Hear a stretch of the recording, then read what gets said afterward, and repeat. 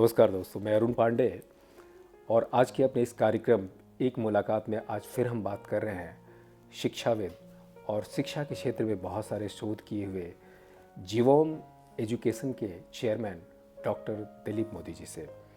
Sir, आपका फिर से हमारे स्टूडियो में स्वागत है। बहुत बहुत धन्यवाद, थैंक यू। दोस्तों, आज हम बात करेंगे इस चीज़ पर कि आज के समय में भारत में शिक्षा की स्थिति क्या है अगर दूसरे देशों से, विकसित देशों से तुलना करें तो, और उस नज़रिए से हमें वहाँ पहुँचने में किन किन रास्तों से अभी भी गुजरना बाकी है और तत्काल में क्या होना चाहिए।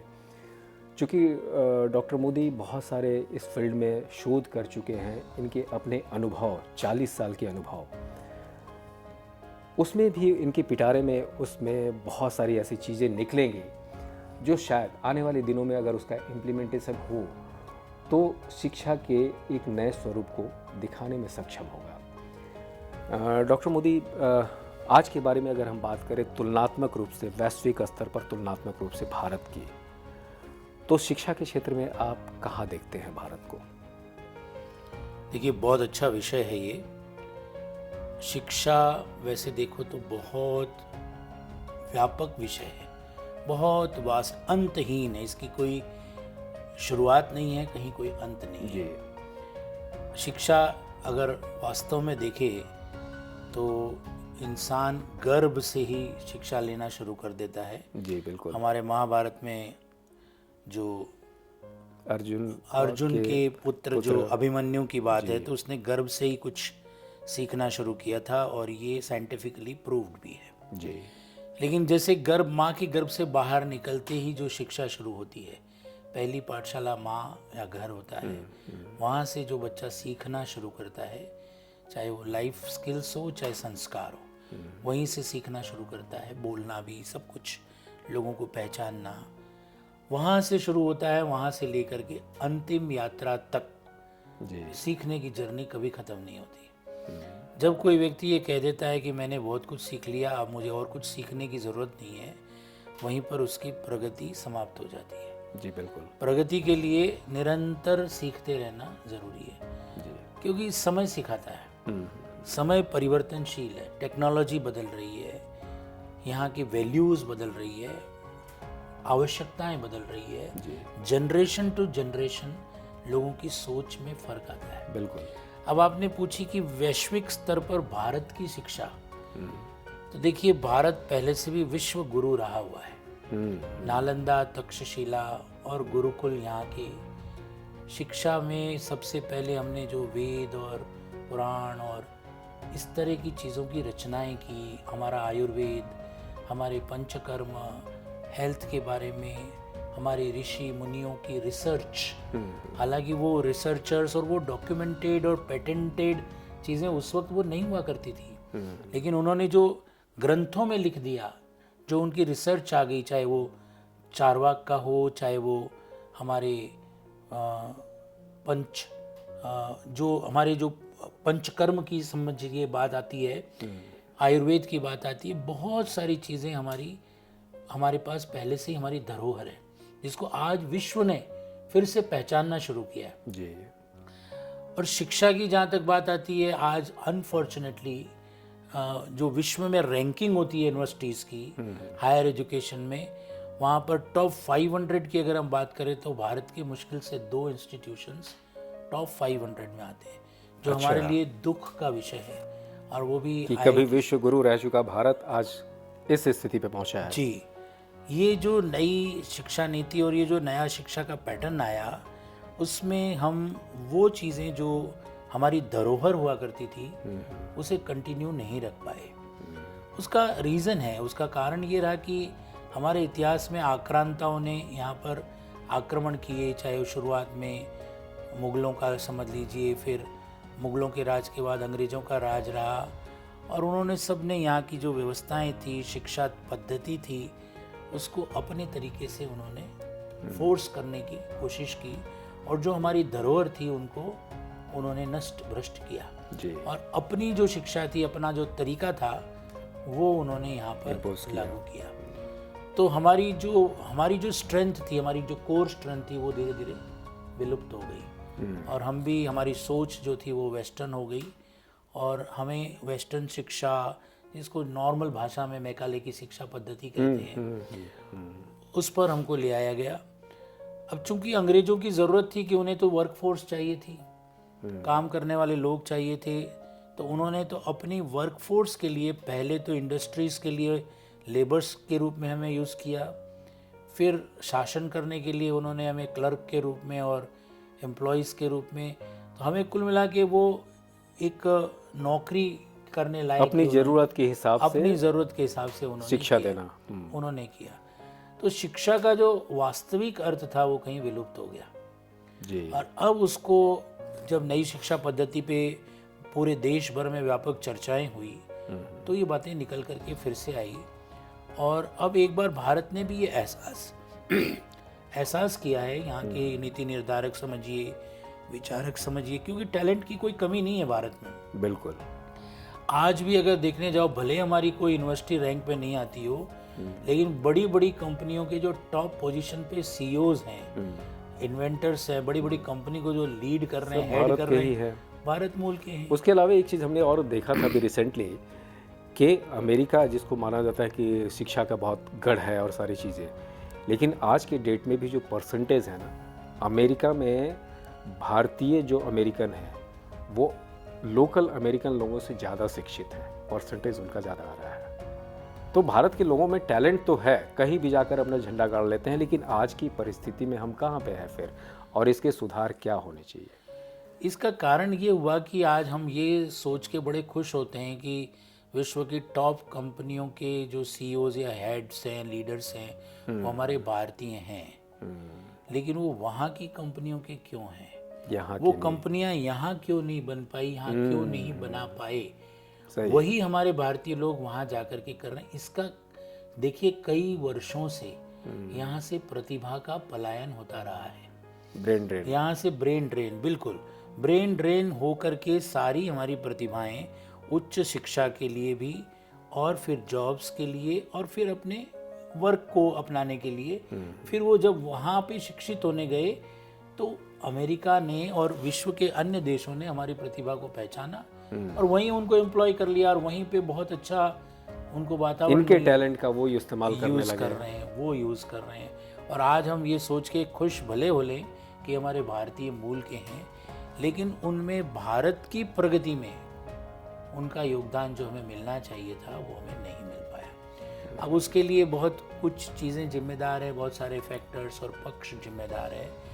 पॉलिटिकल सिनारियो मान लें, भारत का सोशियो इकोनॉमिक जो सिनारियो है, या जो यहाँ की आप जो सोशल इंजीनियरिंग यहाँ पे चल रही है जी, बेसिकली जो पॉलिटिकल सिनारियो है वो इसके लिए बहुत जिम्मेदार है। मैं थोड़ा सा आपको पीछे ले जाना चाहूँगा कि भारत में देखिए स्कूल स्तर पर या प्रारंभिक स्तर से गुरुकुल शिक्षा पद्धति हुआ करती थी। राजा महाराजाओं के बच्चे या जो गुरुकुल में शिक्षा जो गुरु दिया करते थे, आश्रमों में रेजिडेंशियल हुआ करते थे वो, यानी वहीं जाकर के गुरु के आश्रम में विद्यार्थी को पढ़ना है, एक तरह से जिसको हम वो उनका जो बाल्याश्रम हुआ करता था वो एक पूरा पीरियड 14 वर्ष का घर से निकल करके गुरु की शरण में वो बीतता था और वहाँ पे गुरुजी उनको हर तरह की शिक्षा देते थे जी, लिखना, पढ़ना, शास्त्र का ज्ञान, शस्त्र का ज्ञान, और चाहे वो हेल्थ के बारे में हो, चाहे वो दवाइयों के बारे में हो, युद्ध कौशल हो, पॉलिटिक्स हो, दैनिक जीवन में दिनचर्या से जुड़ी जितनी भी चीजें हैं उसका ज्ञान बहुत सहज तरीके से, मतलब प्रैक्टिकल लाइफ की जीवन जीने का तरीका, जिसकी मैं हमेशा बात करता हूँ कि एजुकेशन का मतलब सिर्फ जीविका कमाना नहीं है। अनफॉर्चुनेटली आज की शिक्षा हमारे देश में सिर्फ जीविका कमाने का साधन मात्र हो गई है कि उसके लिए उसको कितना हम सक्षम बना रहे हैं। आपने इसके पहले बहुत अच्छी बात कही थी कि 2 वर्ग के लोग हैं जी, वो क्या, किस तरीके से? देखिए 2 वर्ग के लोग हैं, यानी यहाँ पर मैं जिस चीज़ को यहाँ पे फोकस करना चाहता हूँ कि शिक्षा पद्धति भी वैसी है और शिक्षा ग्राही जो लेने वाले हैं वो भी इक्वली रिस्पॉन्सिबल है। यानी 2 तरह के वर्ग है और 2 तरह की शिक्षा हमारे यहाँ उपलब्ध है। एक तो वो वर्ग है जिसको एन केन प्रकारेण केवल बिना मेहनत, बिना पढ़ाई, बिना तैयारी के किसी तरह से उनको कोई डिग्री या सर्टिफिकेट ऐसा कुछ मिल जाए बिल्कुल, जिससे कि वो जॉब के लायक हो जाएं या जॉब मिल जाए उनको। जॉब के लायक यानी लायक तो नहीं होंगे, लायक तो नहीं हुए, उस डिग्री के सहारे लेकिन जॉब मिल डिग्री जाए। उनको मिल गई। और हमारे यहाँ की जो जॉब पॉलिसी समझिए, रिक्रूटमेंट समझिए, उसका भी दोष है कि हम लोग केवल डिग्री के आधार पर, एंट्रेंस एग्जामिनेशन के आधार पर लोगों को क्वालिफाई कर देते हैं। एक्चुअल स्किल्स क्या हैं उसकी तरफ ध्यान नहीं है। इसीलिए आज जब हम बात करते हैं ना कि स्किल डेवलपमेंट की, तो उसकी तरफ कोई जाना नहीं चाहता। स्किल को एक्चुअल में स्किल को डेवलप कोई नहीं करना चाहता। सब वाइट कॉलर जॉब चाहते हैं, ब्लू कॉलर जॉब, मेहनत का काम कोई करना नहीं चाहता। उसका समाज में रिकॉग्निशन नहीं है, उसका समाज में मान सम्मान नहीं है। तो ये बहुत बड़ा व्यापक विषय है। मैंने जहाँ एक्चुअली कहना शुरू किया था कि जो, और एक तरफ तो जैसे अपनी बात हो रही कि ये एक तरफ तो ये जिनको इन किन प्रकार कागज़ की डिग्रियां चाहिए और जॉब्स चाहिए, दूसरी तरफ जो वर्ल्ड के लिए, ग्लोबल मार्केट के लिए जो तैयार होना चाहते हैं, वो अलग स्टूडेंट्स की जमात है, वो एक अलग ग्रुप है। और वैसी यूनिवर्सिटीज़ और वैसे स्कूल्स और शिक्षण संस्थान भी उपलब्ध है। ये दो तरह के हैं, एक तो वो जो केवल कागजी शेर तैयार कर रहे हैं, और दूसरी तरफ वो जो एक्चुअल में ग्लोबल सिटीजन्स तैयार कर रहे हैं, वर्ल्ड रेडी, compete करने लायक, जो दुनिया के साथ compete करके कुछ भारत की पहचान बना सकते हैं। ऐसे लोग तैयार भी हो रहे हैं और ऐसे लोग तैयार करने वाले शिक्षण संस्थान भी हैं। तो ये दो तरह की चीज़ें हो गई। यहाँ पे अगर हम थोड़ा सा पीछे से बात करना शुरू करें, मैं जैसे गुरुकुल की बात कर रहा था, पॉलिटिकल सिनारियो हमारे यहाँ पे आप याद कीजिए कि जिस समय गुरुकुल शिक्षा पद्धति हुआ करती थी, बड़े से बड़ा सम्राट, राजा, महाराजा भी जब गुरु से मिलने उनके आश्रम में जाता था, तो अपना रथ, अपना लाव लश्कर, अपनी सेना को कहीं दूर छोड़ करके अकेला उनके पास जाता था। बिल्कुल। और गुरु जी के आश्रम में एक बिल्कुल अनुयायी की तरह एक अलग आसन पर उनसे नीचे बैठता था, और राजपाट गुरु के मार्गदर्शन में, गुरु जी की जो शिक्षा होती थी, उसके दिशा निर्देशन में राजा राजपाट करता था। आज क्या हो गया है? आज उल्टा हो गया है कि राजनीतिज्ञ, चाहे वो राजा महाराजा जो उस वक्त थे, आज हमारे यहाँ पर चुने हुए प्रतिनिधि हैं, MP, MLA, मिनिस्टर्स, जो भी पद हैं, उन पदों पर बैठने वाले।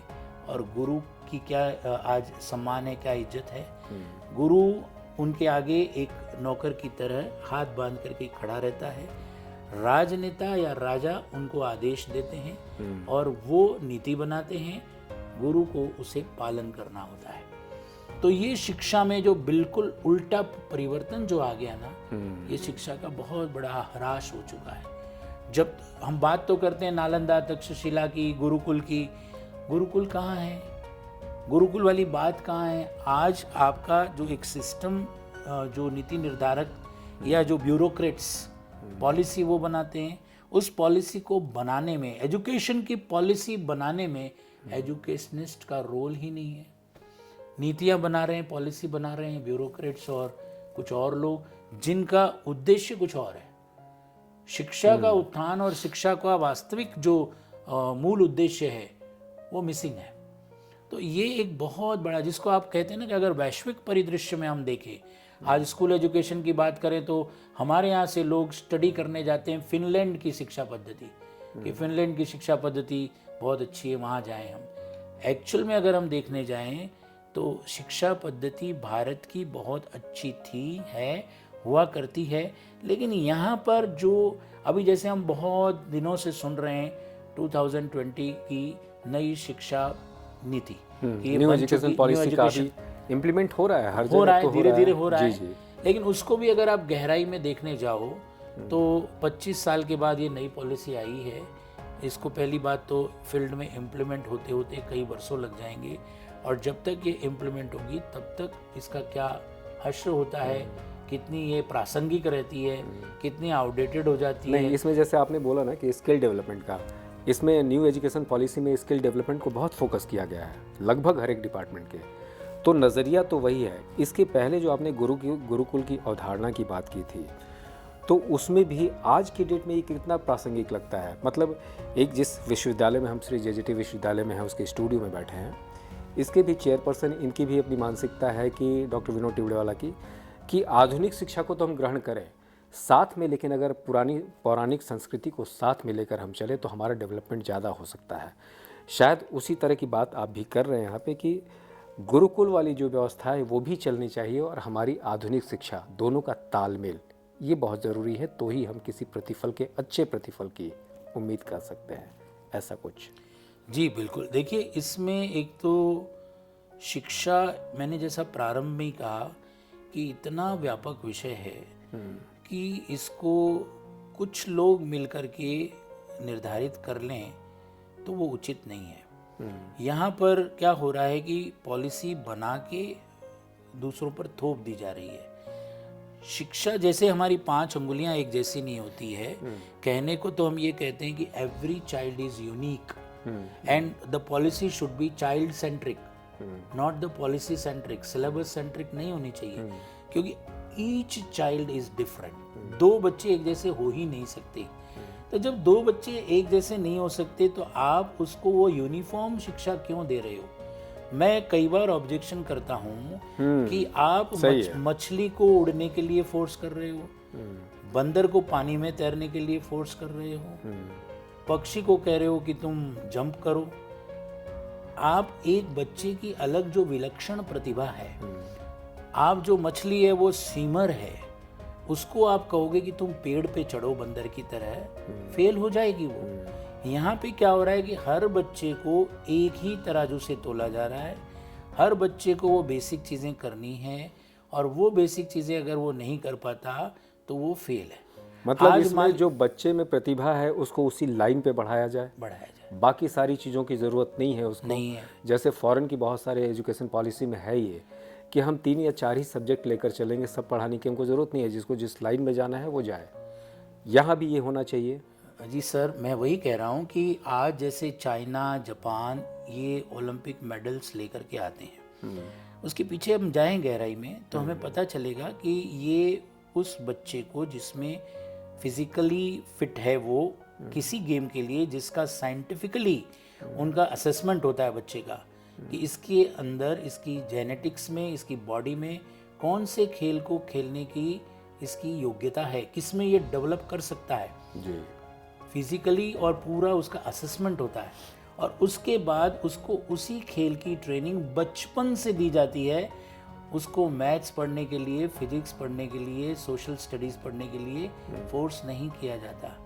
जिस फील्ड में वो करना चाहता है उसमें एक्सेल करने के लिए उसको सारे साधन, सुविधाएं, फैसिलिटीज़ अवेलेबल करवाई जाती है। ये मैंने केवल स्पोर्ट्स का उदाहरण दिया। बाकी कोई टेक्नोलॉजी में जाना चाहता है, कोई रिसर्च में जाना चाहता है, किसी के अंदर कोई फाइन आर्ट की कोई कला है, कोई लिखने में माहिर है, कोई नाट्य कला में माहिर है, किसी और चीज़ में माहिर है, तो उसको उसी फील्ड में करने दीजिए ना। आज मैं ये कहता हूँ कि जिसको लेखक बनना है, जिसको एक अच्छा प्रेजेंटर बनना है, उसको मैथमेटिक्स के फार्मूले क्यों ज़बरदस्ती सिखाते हो? अगर उसमें उसको उलझाओगे तो वो फिर वो अपना जो फील्ड है उसमें मास्टरी नहीं कर पाएगा। हमारी शिक्षा पद्धति में ये एक बहुत बड़ा फॉल्ट है कि आप सबको सब कुछ सिखाना चाहते हो एक अमुक स्टेज तक, उसके बाद कहते हो कि तुम स्पेशलाइजेशन करो। तब तक तो उसका सारा हुनर समाप्त हो चुका, वो उसका पैशन खत्म हो गया।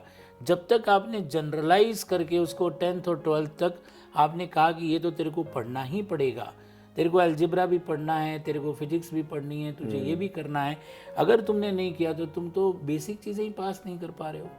और वहाँ तक उसकी जो छुपी हुई प्रतिभा है, जो उसके अंदर करने की ललक है, वो न्यूट्रलाइज हो चुकी होती है तब तक।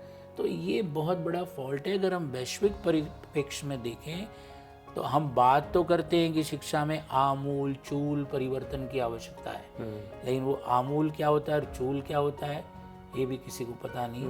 क्योंकि एक्चुअल में सबसे बड़ी बात क्या है ना कि जो पॉलिसी मेकर्स हैं उनके लेवल पर फॉल्ट है और ये पॉलिटिकल इश्यूज हैं। हर पॉलिटिकल पार्टी का अपना एक एजेंडा होता है, उनकी प्राथमिकताएं होती है, और इसके वजह से हमारा जो एजुकेशन है ना, वो किसी भी पॉलिटिकल पार्टी की प्रायोरिटीज़ में है ही नहीं।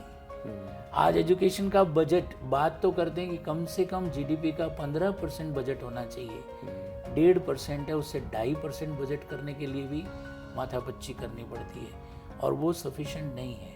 Education is a responsibility of the state governments and the central government. Right to education की हम बात करते हैं, बिल्कुल, लेकिन राइट टू एजुकेशन में हम बात करते हैं right to quality education. Right से क्या होगा? खाली एजुकेशन में सिर्फ साक्षर बनने से नहीं होगा, उसको क्वालिटी एजुकेशन का होना चाहिए उसको। क्वालिटी एजुकेशन का राइट दीजिए, उसको ग्लोबल सिटीजन बनाइए ना। आज हम इंडिया का बहुत बड़ा असेट है यहाँ का मैन पावर, यहाँ की जनसंख्या, और अभी तो जनसंख्या में भी टॉप पे हम लोग आ गए, पूरी दुनिया में टॉप पर है हम लोग। लेकिन उस जनसंख्या का, उस ह्यूमन रिसोर्स का जो यूज़ करना चाहिए हमें, शिक्षा पर सबसे ज़्यादा इन्वेस्टमेंट होना चाहिए, शिक्षा पर सबसे ध्यान ज़्यादा दिया जाना चाहिए, लेकिन दुर्भाग्य से शिक्षा के ऊपर सबसे कम ध्यान दिया जा रहा है, किसी सरकार की प्रायोरिटीज़ में नहीं है। और जब तक शिक्षा को आप सर्वोच्च प्राथमिकता नहीं देंगे, तब तक देश का भविष्य सुरक्षित नहीं है। ठीक है, आज हम बात तो कर रहे हैं कि हमारी जीडीपी बढ़ रही है और हम वर्ल्ड में हम अपने आप को कंपेयर करते हैं, स्ट्रॉन्ग पोजीशन अमुक $1 ट्रिलियन की इकोनॉमी बनाना चाहते हैं, बनाइए, लेकिन उसको सस्टेन करना होगा, और सस्टेन करने के लिए, हमेशा बनाए रखने के लिए उस प्रगति को हमारे यहाँ के यूथ को शिक्षित करना होगा।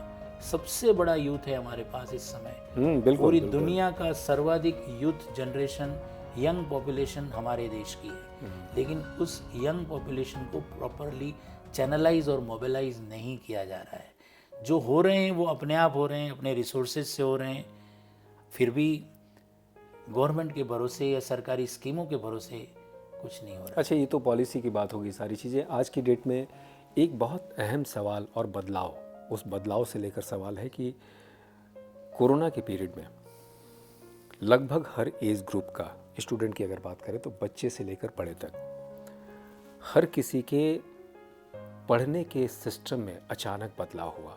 और बदलाव ऐसा हुआ कि वो 360 नहीं कहे कि घूम के फिर वहीं आ जाएगा, 180 डिग्री उसको कहें, कि बिल्कुल उसके अपोजिट। पहले जो एक सिस्टम हुआ करता था, लोगों को एक तरीका बताया जाता था, लोग उस पर चलते भी थे, वो अचानक चेंज हो गया। अब चेंज हो गया तो उसकी वजह से मैक्सिमम लोगों में, बच्चों में पढ़ाई के प्रति जो एक नज़रिया रहता था ना, वो बदल गया कि मतलब उससे खिंचाव उनका होने लगा, बहुत दूसरी चीज़ों में इन्वॉल्व होने लगे। ये जो बिखराव आज की डेट में यूथ विंग में हो गया है, उसमें नो डाउट कि इसका भी इन्वॉल्वमेंट हुआ, सारा कुछ नए गजट्स के आने का उस समय बहुत सारा कुछ यूज़ हुआ। तो ये जो बदलाव आया, इसको फिर से क्या उसी रूप में बदला जा सकता है? और बदला जा सकता है तो कैसे, कि जो पढ़ाई का सिस्टम पहले हुआ करता था उसी रास्ते पर लोग चले? ये भी आपने एक बहुत ही अच्छा विषय को डिस्कशन के लिए रखा है। देखिए, before corona and after corona जी, ये दो एरा, दो युग हैं एक तरह से देखो तो। जैसे पहले हम कहते थे ना before Google and after Google, वैसे बिफोर कोरोना एक अलग एजुकेशन सिस्टम चल रहा था, और कोरोना में मजबूरी में समझिए या एक तरह से अपॉर्चुनिटी मिली हमें कि बच्चों ने ऑनलाइन शिक्षा ग्रहण करना शुरू किया। और ऑनलाइन उस वक्त की मजबूरी थी, चूँकि क्लासरूम टीचिंग लर्निंग पॉसिबल नहीं था फेस टू फेस, तो लोगों ने गैजेट्स अपनाए, टेक्नोलॉजी को अपनाया, सबने अपने आप को उसके लिए तैयार किया, बच्चों ने भी किया, पेरेंट्स ने भी किया, और एजुकेशनल इंस्टीट्यूशंस ने, टीचिंग कम्युनिटी ने भी, सबने अपने आप को अपग्रेड किया ऑनलाइन के लिए। अब वो जो 1.5-2 साल का पीरियड गया, ऑनलाइन की अपनी अच्छाइयाँ भी होती है और साथ साथ बुराइयाँ भी होती हैं। यंग बच्चे जब गैजेट्स पे आए और ऑनलाइन और इंटरनेट पर आए, तो पढ़ाई के साथ साथ फिर और भी बहुत सारे विकल्प उनके सामने खुल जाते हैं, आ जाते हैं। और इसमें तो आप जानते हैं कि इंटरनेट के ऊपर सब कुछ अवेलेबल है, तो इसमें थोड़ा भटकाव भी शुरू हो गया, बच्चों का डाइवर्जन भी हुआ, और कोरोना के समय पर जो एक्चुअल में जेन्युइनली पढ़ने में इंटरेस्टेड होते हैं, सेल्फ मोटिवेटेड होते हैं, जो टारगेट ओरिएंटेड होते हैं, उन्होंने तो नो डाउट पढ़ाई की, गैजेट्स का भी इस्तेमाल किया, लेकिन मेजॉरिटी ऑफ स्टूडेंट्स ने उस वक्त पढ़ाई नहीं की। तो जो लर्निंग आउटकम था वो बहुत ड्रास्टिकली ड्रॉप हो गया, बहुत बुरी तरह से प्रभावित हुआ। और उसके बाद जब कोरोना के बाद बच्चे वापस फिजिकल क्लासरूम में आए, तब तक वो बहुत पटरी से उतर चुके थे। 1.5-2 साल का जो लर्निंग लॉस हुआ उनको, वो जो गैप हुआ, उसको फिलअप करने में अभी बहुत बरस लगेंगे। उसको वापस रिकवर करना आसान नहीं है। बच्चों को हमें लगता है कि 1.5-2 साल का केवल छोटा सा पीरियड गया, लेकिन उस पीरियड में उनकी आदतें बदल गई, उनका जो सोच था वो बदल गया, गुरु से बड़ा गूगल हो गया, टेक्नोलॉजी को ज़्यादा मानने लग गए बच्चे, और मतलब एक कैंपस का एनवायरनमेंट वो उससे बिखर गया लोग। बिखर गया, बिल्कुल। और सेल्फ सेंटर्ड हो गए, कुछ लोगों के साथ बस इंटरेक्शन, उसके बाद अपने आप से जुड़े रहना, फ़ोन के साथ जुड़े रहना, ये सारी चीज़ें हुई। ये तो टाइम टेकिंग है, नो डाउट।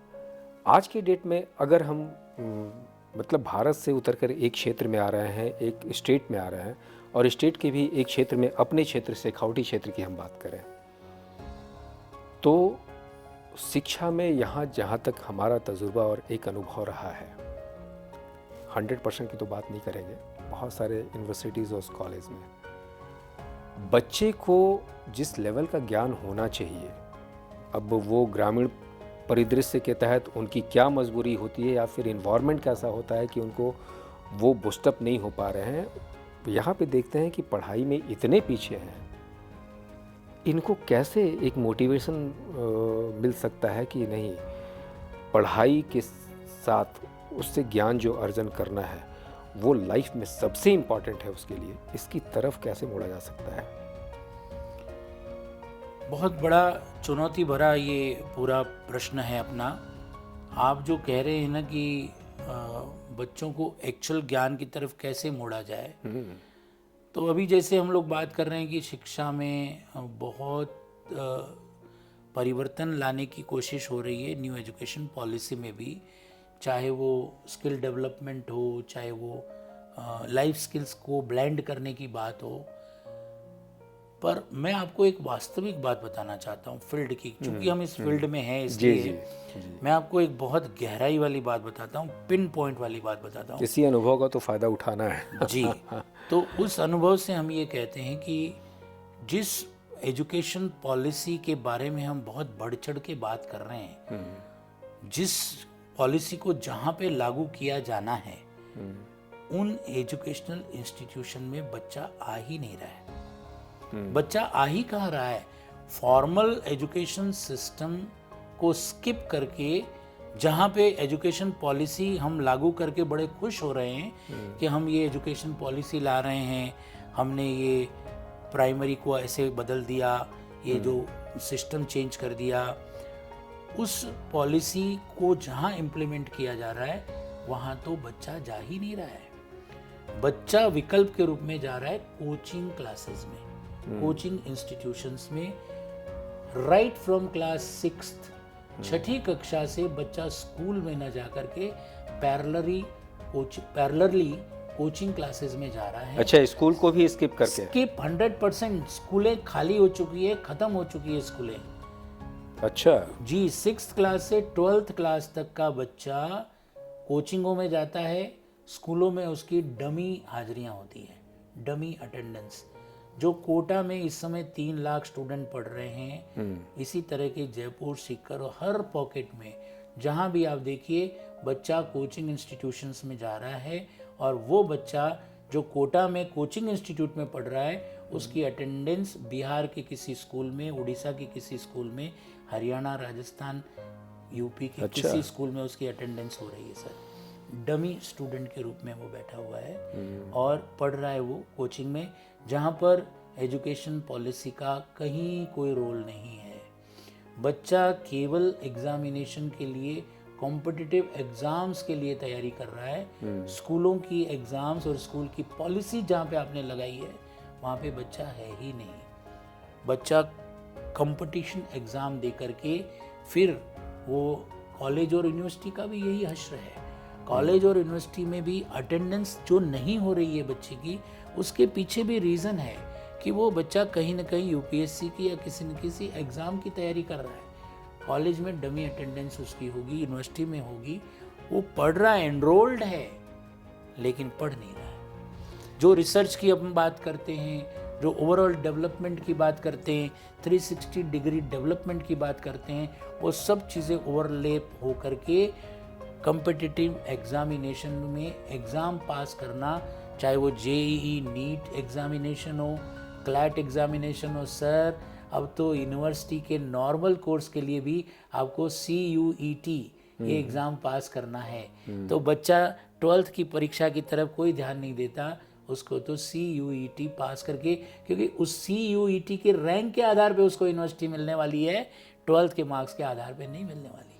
कंप्लीटली आप ये समझिए कि जो फॉर्मल एजुकेशन सिस्टम है वो ख़त्म होता जा रहा है। ये बहुत गहराई की बात है। मतलब आने वाले भविष्य के लिए बहुत दुर्भाग्यपूर्ण हो सकता है, विनाशकारी हो सकता है ये। जी, आप कितनी भी एजुकेशन पॉलिसी ले आइए ना, जब तक ये आप एंट्रेंस एग्जामिनेशन और कोचिंग कल्चर के ऊपर लगाम नहीं लगाएंगे, जो कि लगती हुई कहीं नज़र नहीं आ रही है, क्योंकि गवर्नमेंट एक्चुअली, हम सब कहते तो ये हैं कि education is not for profit, ये प्रॉफिट के लिए नहीं होना चाहिए एजुकेशन, लेकिन एक्चुअल में फील्ड में एजुकेशन को फॉर प्रॉफिट बना दिया गया है।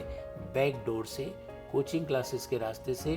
कोचिंग इंस्टीट्यूशन पर 18% GST है और इनकम टैक्स है, जबकि फॉर्मल एजुकेशन सिस्टम जो नॉट फॉर प्रॉफिट है, वो जो ऑर्गेनाइजेशन चलाते हैं, जो एजुकेशनल इंस्टीट्यूशन चलाते हैं, उनको तो ये कहा जाता है कि आप प्रॉफिट नहीं ले सकते, this is education is not for profit. लेकिन बैक डोर से सब कोचिंग क्लासेस में जा रहे हैं, और कोचिंग क्लासेस में कम्प्लीटली फॉर प्रॉफिट ये पूरा सेक्टर जा चुका है। तो ये जो स्विच ओवर है ना, हम चाहे कितनी भी बड़ी बड़ी बातें कर लें, नालंदा तक्षशिला, लेकिन हम बच्चा वहाँ पे केवल रट करके उसको जो शिक्षा आज की तारीख में दी जा रही है वो व्यापक नहीं है। दिए गए 4 विकल्प में से ABCD गोले लगाने वाली शिक्षा है। उसको पेन से कहीं लिखना नहीं है, कहीं क्रिएटिविटी नहीं करनी है, कहीं सृजनशीलता नहीं दिखानी है। उसकी एग्जामिनेशन का मतलब है छोटे से गोले को काला करना। 4 दिए गए विकल्प में से एक विकल्प चुनना, ये हमारी शिक्षा पद्धति। बहुत दुख होता है, हम लोग फील्ड में हैं, लेकिन इसके मर्म को जो महसूस करते हैं तो बड़े भावुक हो जाते हैं कि उस शिक्षा पद्धति में हम बच्चों को पढ़ा रहे हैं। बच्चों को जो एक्चुअल शिक्षा है वो देने के लिए उनको एजुकेशनल इंस्टीट्यूशन तक लाना मुश्किल हो रहा है। और उसका मेजर अभी रीज़न है कि कोचिंग कल्चर जो चल चुका है, ये कोचिंग कल्चर इसलिए चल रहा है कि आपका एजुकेशन सिस्टम फेलियर है। आप 12th तक बच्चे को पढ़ा रहे हैं जिस गवर्नमेंट के सिस्टम में, जिस रिकॉग्नाइज सिस्टम में, आपको उस पर विश्वास ही नहीं है। उस बोर्ड परीक्षा के बेस पर आप कहीं भी उसको एडमिशन ही नहीं दे रहे हैं। आपने अपने सिस्टम तो ये अपने आप में ही विरोधाभास है ना एक तरह से। नहीं, आपको अपने सिस्टम में फेथ नहीं है। आप 12th पढ़ने वाले बच्चे को फिर किसी एग्जामिनेशन के लिए क्यों फोर्स कर रहे हैं? आपकी 12th एग्जामिनेशन को इतना फुल प्रूफ क्यों नहीं बनाते कि उस एग्जामिनेशन के बेसिस पर आप बच्चे को जेईई, नीट, मेडिकल या यूनिवर्सिटी के लिए क्यों नहीं तैयार कर पाते हैं? हमारा एजुकेशन सिस्टम अपने सिस्टम पे विश्वास नहीं कर रहा है। आपने 12th की बोर्ड की एग्ज़ाम बना ली, बोर्ड पे फेथ नहीं है। आप बोर्ड के एग्ज़ाम जो ले रहे हो उस पर किसी को कोई विश्वास नहीं है। आपने एक अलग से एंट्रेंस एग्जामिनेशन हर जगह लागू कर दी है, आपको उस पर फेथ है।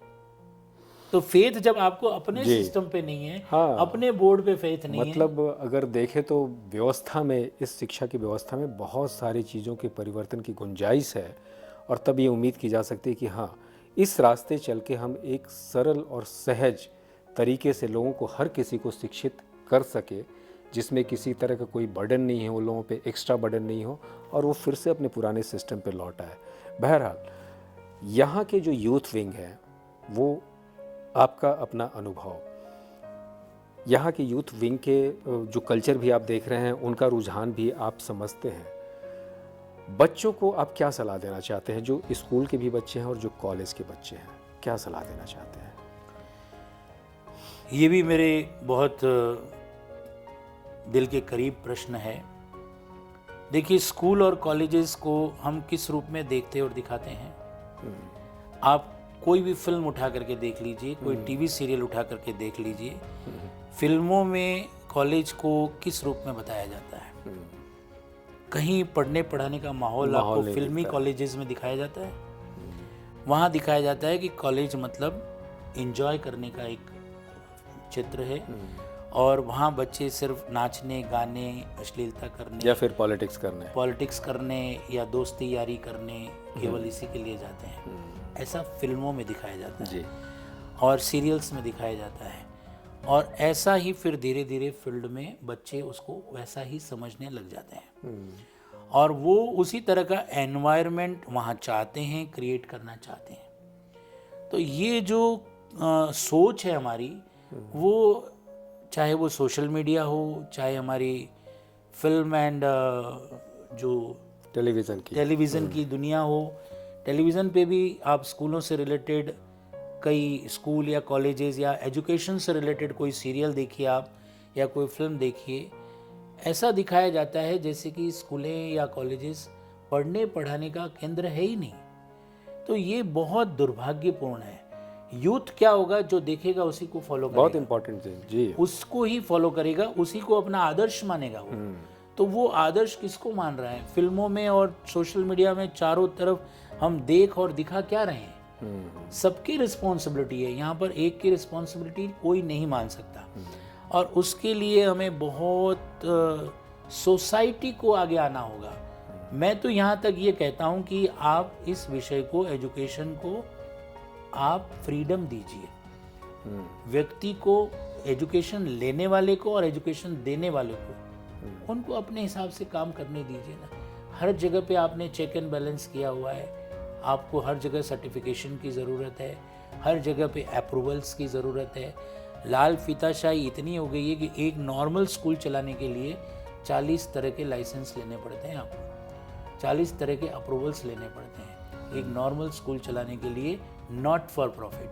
आप मुझे ये बताइए कि एक जो एजुकेशनल इंस्टीट्यूशन, सोसाइटी या ट्रस्ट चलाएगा, 40 तरह के लाइसेंस लेकर के आएगा, फिर आपके नॉर्म्स को फॉलो करेगा, नॉट फॉर प्रॉफिट, क्यों करेगा? मुझे एक चीज़ का जवाब तो दीजिए ना आप इस बात का। ये बहुत बड़ी दुखती रग है, और सरकारों ने इसको संविधान में हमारे इसको प्रावधान किया हुआ है कि education can not be for profit, और दूसरी तरफ education is a state government responsibility.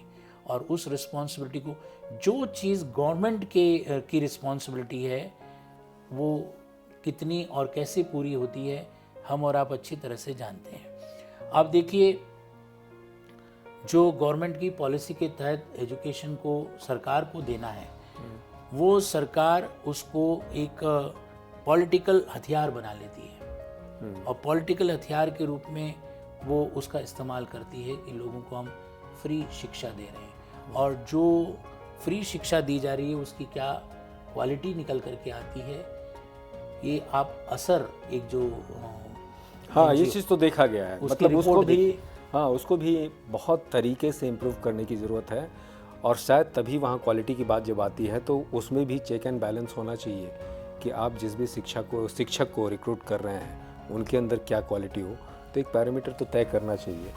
बहरहाल, वो जो हमने फिर सवाल किया था कि आज के यूथ, स्कूल या कॉलेज के लोगों को अभी किस राह पे चलना चाहिए कि बहुत एक तरीके से वो अपना जीवन यापन कर सके, आपको क्या लगता है?